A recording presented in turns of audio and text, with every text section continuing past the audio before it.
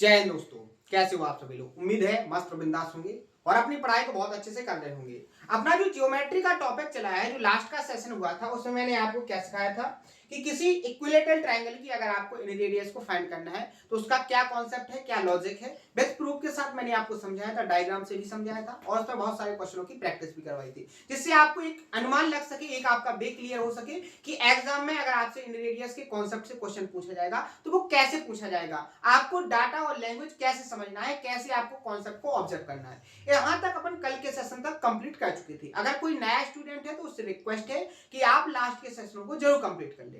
आज के सेशन में अपन सीखेंगे कि अगर कोई ट्रायंगल है, क्या है, अगर कोई ट्रायंगल है और ट्रायंगल की भुजाएं ना देकर आपको उस ट्रायंगल की ऊंचाई दी जाए और एग्जामिनर आपसे ट्रायंगल की इन रेडियस निकालने के लिए बोले तो आप उस ट्रायंगल की इन रेडियस को कैसे निकालोगे।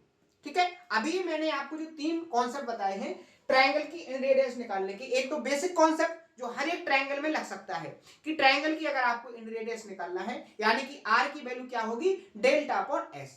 दूसरा मैंने स्पेशल ट्रायंगल करके दो कॉन्सेप्ट और बताए थे, एक तो राइट एंगल ट्रायंगल और एक आपको क्या बताया था यहाँ पर इक्विलेटरल ट्रायंगल। यानी इन रेडियस निकालने के आपको तीन कॉन्सेप्ट थे जो केवल साइड पर बेस्ड थे, यानी कि आपको ट्रायंगल की भुजाएं दी जाए तभी आप क्या कर सकते हो, इन तीन कॉन्सेप्टों से ट्रायंगल की इन रेडियस यानी कि अंतर त्रिज्या को निकाल सकते हो।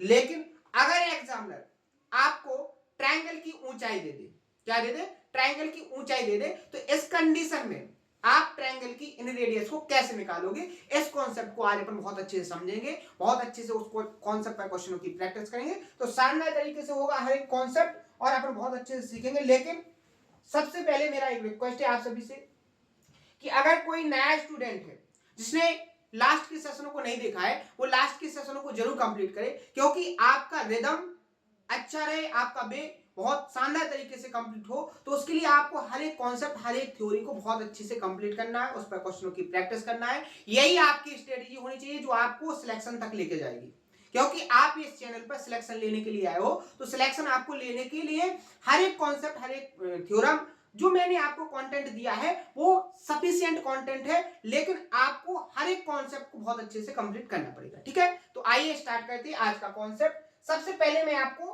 कॉन्सेप्ट डायग्राम से समझाऊंगा। ठीक है, डायग्राम से क्या है, लॉजिक शानदार तरीके से समझ में आ जाता है, उसके बाद अपन उसको सीखेंगे कि ये कैसे बना है। ठीक है, तो सबसे पहले मैंने आपसे क्या बोला है कि अपन सीख रहे हैं ट्रायंगल की इन रेडियस को निकालने, क्योंकि अपना इन सेंटर चला है, तो इन सेंटर से क्या लॉजिक बनती है, तो इन सेंटर से जो लॉजिक बना है वो अभी इन रेडियस है। इन रेडियस से क्या क्या लॉजिक बन सकते हैं उनसे अपन कॉन्सेप्टों को सीख रहे हैं। तो जो चौथे नंबर का कॉन्सेप्ट है उसको डायग्राम से समझो। मैंने क्या किया, एक ट्रायंगल बनाया, ध्यान से समझना। ट्रायंगल हो गया आपका ए बी और सी, ट्रायंगल किसी भी शेप या साइज का हो। ठीक है, आपको इस ट्रायंगल की तीनों वर्टेक्स से अपोजिट भुजा पर परपेंडिकुलर यानी कि हाइट दी गई है। अगर एक ट्रायंगल की तीनों साइड कैसी है, डिफरेंट लेंथ की है, तो उसकी जो ऊंचाई होगी वो तीनों कैसी होंगी, डिफरेंट साइज की होंगी, लेंथ की होंगी। समझ में आया? ये कॉन्सेप्ट मैंने आपको जब लाइन और एंगल का कॉन्सेप्ट समझाया था तब मैंने इसको एक्सप्लेन किया था। ठीक है, कैसे, आप यहां से देखोगे, वर्टेक्स ए से अपोजिट साइड बीसी पर ये आपकी हाइट हो गई h1। क्या हो गई, h1। हाइट का मतलब क्या है, वर्टेक्स से अपोजिट साइड पर परपेंडिकुलर डालना। समझ में आया? एक साइड हो गई। दूसरा आप यहां पर देखो, वर्टेक्स बी से अपोजिट साइड AC पर इसकी जो हाइट है वो h2 हो गई। क्या हो गई, h2 हो गई। यहां पर ये क्या है, आपकी परपेंडिकुलर, ये आपका D हो गया, यहां पर आपका E हो गया, और आपका तीसरा जो वर्टेक्स बचा है C, इससे यहां पर जो साइड है AB पर, ये आपकी तीसरी हाइट हो जाएगी। यानी आप कह सकते हो कि आपकी एक हाइट हो गई ये H2 और आपकी तीसरी जो हाइट है वो यहां पर हो गई H3। समझ में आया? यानी एक ट्रायंगल ABC है, क्या है, एक ट्रायंगल ABC है जिसमें आपको तीनों वर्टेक्सों से तीनों भुजाओं पर हाइट दी गई है, ऊंचाई दी गई है। यानी आप कह सकते हो H1 H1 H2 और H3 आपकी क्या है यहां पर ऊंचाई, क्या है ऊंचाई। समझ में आया। ट्रायंगल किसकी बात कर रहे हैं अपन, ट्रायंगल ए बी सी की बात कर रहे हैं। यानी ट्रायंगल ए बी सी में आपकी H1 H2 और H3 क्या है ऊंचाई है। और इस एबीसी ट्रायंगल की आर क्या है इन रेडियस, क्या है इन रेडियस। आर आपकी यहां पर क्या है इन रेडियस है। आपको आर की वैल्यू को फाइंड करना है तो इसका डायरेक्ट लॉजिक है, डायरेक्ट कॉन्सेप्ट है कि आपको क्या करना है, आर की वैल्यू को फाइंड करना है। तो 1/r इक्वल टू क्या होता है 1/h1 plus 1/h2 plus 1/h3। यानी जो लॉजिक है, जो कॉन्सेप्ट है वो क्या है कि 1/r की जो वैल्यू होगी वो किसके बराबर होगी, आपके जो ट्रायंगल की तीनों हाइट होंगी, क्या होंगी, ट्रायंगल की तीनों हाइट होंगी वो क्या होंगी 1/h1 plus 1/h2 plus 1/h3। इनका अगर आप सम करोगे तो आपको क्या मिलेगा 1/r की वैल्यू मिलेगी। और जब 1/r की वैल्यू आपको फाइंड हो जाएगी तो आप इसको क्या कर दोगे, रिवर्स कर दोगे तो आपको r की वैल्यू मिल जाएगी। ये आपका डायरेक्ट कॉन्सेप्ट है, इसके प्रूफ की कोई जरूरत नहीं है। ये कहां से बना है, ये ट्रायंगल को क्या सिमिलर करके बना है, दो ट्रायंगलों को लेकर उनको सिमिलर करके बना है। जैसे आप यहां पर देखोगे ट्रायंगल एडीबी और ट्रायंगल एडीसी को लोगे तो आपको एक लेंथ मिल जाएगी। उसके बाद आप दूसरा ट्रायंगल लोगे बीसीई और एबीई, तो ऐसे आप इसको प्रूव कर सकते हो। बहुत लेंथी प्रूफ है, इसके प्रूफ पर ना तो कभी क्वेश्चन क्रिएट हुआ है और ना कभी आगे होगा। तो अपन को ऐसे कॉन्सेप्ट के प्रूफ पर टाइम वेस्ट नहीं करना है जिसकी कॉन्सेप्ट के प्रूफ पर क्वेश्चन क्रिएट ना हो, क्योंकि अपन को टाइम के अंदर सिलेबस को भी करना है। समझ में आया। तो ये कॉन्सेप्ट हो गया आपका क्या कि अगर किसी ट्रायंगल की किसी भी शेप या साइज का हो, अगर उसकी हाइट दी गई है, ऊंचाई दी गई है, तो आपको इन रेडियस निकालनी है। तो कॉन्सेप्ट क्या होता है 1/r equal to 1/h1 plus 1/h2 plus 1/h3। ठीक है। अब अपन इस पर देखेंगे कि क्वेश्चन कैसे क्रिएट होते हैं, क्वेश्चन कैसे क्रिएट होते हैं उनको समझो। यहां देखो क्वेश्चन नंबर 21, अपन 20 नंबर तक के जो क्वेश्चन थे वो लास्ट के सेशन में प्रैक्टिस कर चुके थे। अगला क्वेश्चन था 21 नंबर का। अब देखो इसमें क्वेश्चन में क्या कहा है। क्वेश्चन में बोला गया है कि उस त्रिभुज के अंतःवृत्त की त्रिज्या क्या होगी जिसके लंब, लंब का मतलब क्या होता है, परपेंडिकुलर का मतलब क्या होता है हाइट, ऊंचाई, क्या हो 12, 18 सेंटीमीटर और 20 सेंटीमीटर। यानी एक ट्रायंगल है, उस ट्रायंगल की तीनों हाइट क्या है, तीनों परपेंडिकुलर क्या दिए हैं आपको दिए 12 सेंटीमीटर, 18 सेंटीमीटर और 20 सेंटीमीटर। आपको अंतःवृत्त यानी कि इन रेडियस को फाइंड करना है। कॉन्सेप्ट क्या कहता है कि 1/, क्या होता है 1/r इक्वल टू क्या होता है 1/h1 की वैल्यू 12 होगी प्लस 1/h2 की वैल्यू क्या हो जाएगी यहाँ पर 18 प्लस 1/h2 h3 की वैल्यू क्या होगी यहाँ पर 20। आप इसको सॉल्व करोगे तो सॉल्व करना आपको आएगा, सिंप्लीफिकेशन का बन गया सवाल 1/r इक्वल टू क्या हो जाएगा, इसका एलसीएम लोगे तो क्या हो जाएगा 12, 18, 20 का एलसीएम क्या आ जाएगा 180। 12 से आप 180 को डिवाइड करोगे क्या आ जाएगा 15, 18 से आप 180 को डिवाइड करोगे 10 प्लस 20 से 180 को डिवाइड करोगे क्या आ जाएगा 9। ठीक है। आप यहां देखो, आप इसको ऐड करोगे तो क्या हो जाएगा यहाँ पर 15 और 10 25, ठीक है, 25 और 9 34। तो आपका यहां पर क्या आ जाएगा 1/r की वैल्यू क्या हो जाएगी 34/180। r की वैल्यू निकालोगे रिवर्स कर दोगे क्या हो जाएगा 180/34। समझ में आया। आप यहां देखो 2 से डिवाइड करोगे 90 और ये क्या हो जाएगा 70, यानी 90/17 आपका क्या हो जाएगा करेक्ट आंसर। ऑप्शन नंबर यहां पर क्या हो जाएगा आपका करेक्ट आंसर। समझ में आया। तो इस तरीके से आपको क्वेश्चन दिया जाएगा और आपको ऐसे सॉल्व करना है। समझ में आ गया। आगे बढ़ जाए नेक्स्ट क्वेश्चन। देखो ये जो क्वेश्चन है ना, आप इसको एक लॉजिक भी समझ सकते हो। बहुत सारे स्टूडेंट 99% स्टूडेंटों ने एग्जाम में जब एक क्वेश्चन पूछा गया था तो बहुत सारे 99% ने ही मिस्टेक की थी। क्या मिस्टेक की थी वो आपको यहाँ समझ में आएगा। एग्जामिनर ने थोड़ा अपना माइंड सेट करके क्वेश्चन को क्रिएट किया था, वो आपको अभी समझ में आएगा कैसे मिस्टेक हुई थी। देखो उसने क्या कहा, ट्रायंगल एबीसी में भुजा बीसी पर एक अर्धवृत्त बनाया गया है, एक सर्कल बनाया गया है, ठीक है, सेमी सर्कल जिसको बोल सकते हो अर्धवृत्त। एबी की लेंथ 25, बीसी की लेंथ 17 और एसी की लेंथ 26 है। तब अर्धवृत्त की त्रिज्या का मान ज्ञात करें जिसका व्यास बीसी भुजा पर है। किस पर है? बीसी भुजा पर। इस लाइन में बहुत कुछ छिपा है, इसको बहुत ध्यान से पढ़ना है, तभी जाके आप इसको निकाल पाओगे। और आपको अन्य दो भुजाओं को स्पर्श करता है। ये जो पूरी लाइन है इसको बहुत ध्यान से पढ़ना है। अब आप एक बात यहां पर समझ लो, क्वेश्चन को सॉल्व करने से पहले समझ लो। जैसे मैंने यहां पर एक ट्रायंगल बनाया, क्या बनाया, यहां पर मैंने ये ट्रायंगल बनाया।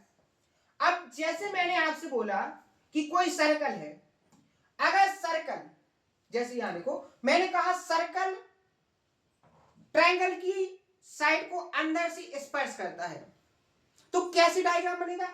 स्पर्श का मतलब है कि वो उसको क्रॉस ना करे, वो इस लाइन से बाहर ना निकले। समझ में आया ना? तो उसने यही तो बोला है कि जो सर्कल है बीसी पर वो कैसा है कि वो अंदर से स्पर्श करता है। अगर आप इसको ऐसे बना दोगे तो ये स्पर्श नहीं करेगा, ये इसको क्या करेगा, इंटरसेक्ट करेगा, काटेगा, प्रतिच्छेद करेगा। समझ रहे हो ना? लेकिन उसने बोला है कि आपको जो सर्कल बनाना है जिसका व्यास किस पर है, बीसी साइड पर है। यहां देखो, अब मैं डायग्राम आपको बना के बताऊंगा।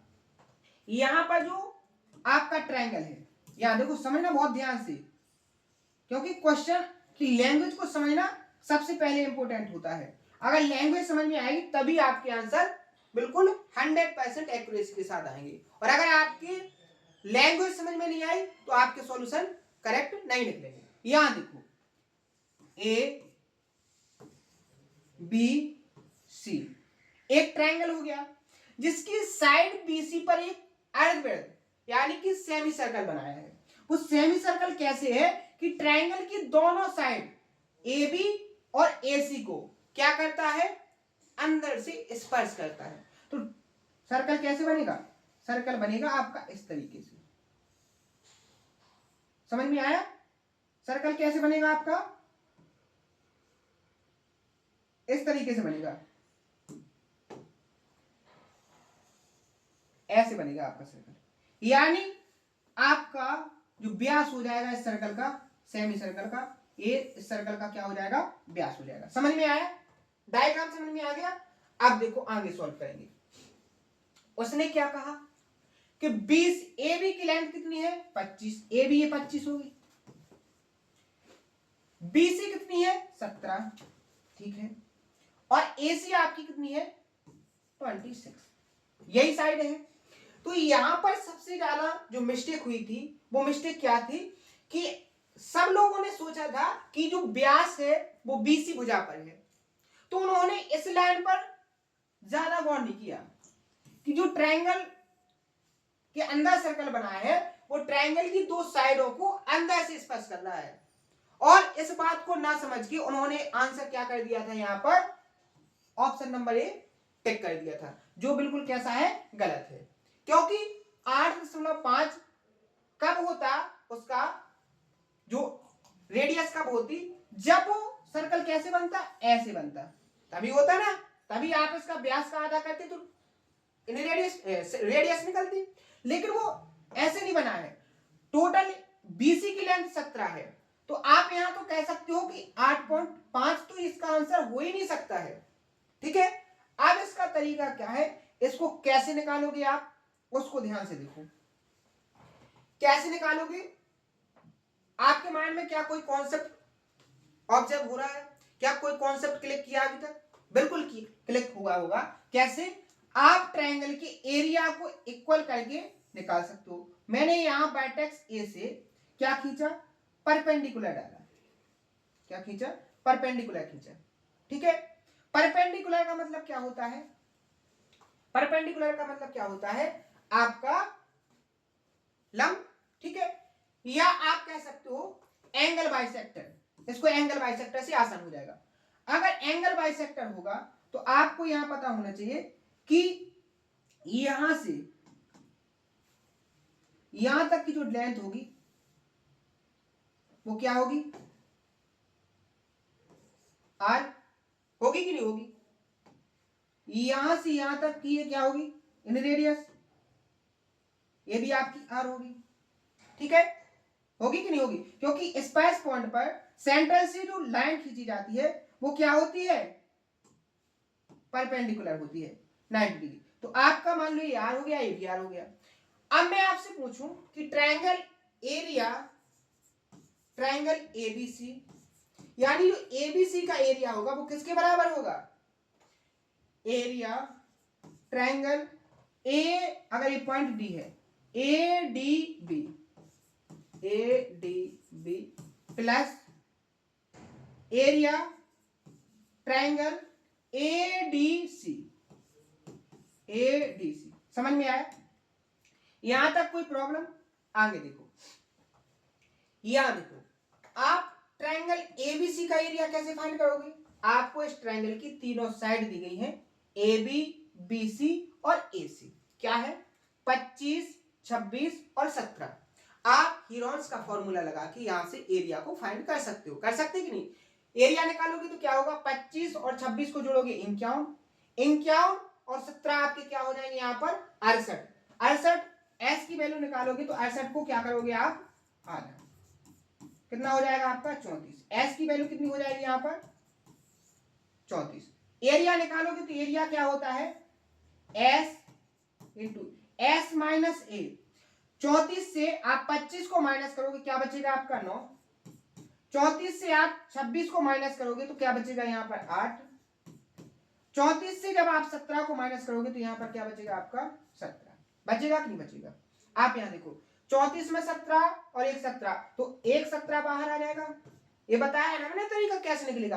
अब इसका 2 इंटू 9, 9 दूनी 18, 18 अट्ठे 144, 144 का 12 बाहर आ जाएगा, तो आपका एरिया यहाँ पर क्या आ गया 17 इंटू 12 इक्वल टू, अब यहाँ देखो एरिया एडीबी, एडीबी इसका क्षेत्रफल क्या होगा, अगर आपको क्या दी हो हाइट दी हो, ये क्या हो जाएगी इसकी ऊंचाई, ये आपकी क्या हो जाएगी ऊंचाई, तो क्या हो जाएगा 1/2, बेस क्या हो जाएगा 25, हाइट क्या हो जाएगी r प्लस, इसी तरीके से इसका 1/2, बेस क्या हो जाएगा इसके लिए 26 इंटू क्या हो जाएगा r। आप यहां देखोगे 17 इंटू 12 इक्वल टू 1/2 और r क्या आ जाएगा कॉमन, यानी r/2 यहाँ पर कॉमन आ गया, क्या बचा 25 प्लस 26। आप यहाँ देखोगे 25 और 26 को जोड़ोगे तो क्या हो जाएगा यहाँ पर 51 हो जाएगा कि 17 तिया 51, ठीक है, 3 चौके 12, ठीक है, और 4 में 2 से मल्टीप्लाई होगा तो r की वैल्यू क्या आ जाएगी यहाँ पर 8। ऑप्शन नंबर बी यहाँ पर क्या हो जाएगा आपका करेक्ट आंसर। समझ में आ गया, तो ऐसे क्वेश्चन को सॉल्व करना है, ठीक है। तो उम्मीद है कॉन्सेप्ट और कॉन्सेप्ट पर क्वेश्चन जो मैंने आपको प्रैक्टिस करवाए हैं बहुत ही शानदार तरीके से आपको समझ में आए होंगे। यहां से आगे के जो क्वेश्चन है उनके लिए कल एक नया कॉन्सेप्ट सीखेंगे अपन और नए कॉन्सेप्ट पर क्वेश्चनों की प्रैक्टिस करेंगे। तो आज के सेशन में इतना ही, मिलते हैं नेक्स्ट सेशन में। थैंक यू, धन्यवाद।